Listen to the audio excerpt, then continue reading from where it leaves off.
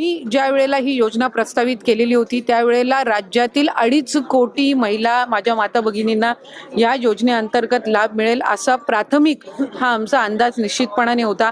आज तगत आमच्याकडे 1,40,00,000 पेक्षा जास्ती अर्ज हे प्राप्त झालेले आहेत विभागाकडे आणि ज्या स्थानिक सगळ्या शासकीय यंत्रणा आहेत यांनी त्याची स्क्रुटिनी छाननी सुद्धा सुरू केलेली आहे।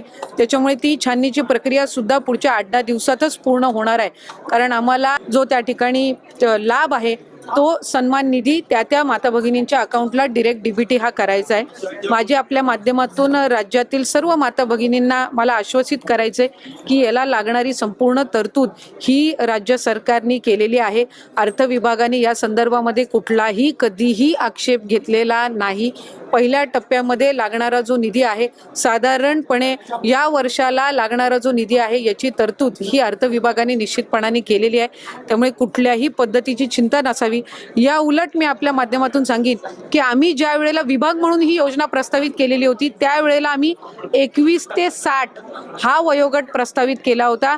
त्याच्यावर ज्या वेळेला अर्थ व नियोजन मंत्री अजितदादांकडे बैठक झाली त्यावेळेला त्यांनी हा 60 वरून 65 करावा अशा सूचना या त्यांनी दिल्या आणि 60 आणि 65 या वयोगटातील जर लाभार्थ्यांची आम्ही संख्या काढली तर ती साधारणपणे 14.5 लाख होते।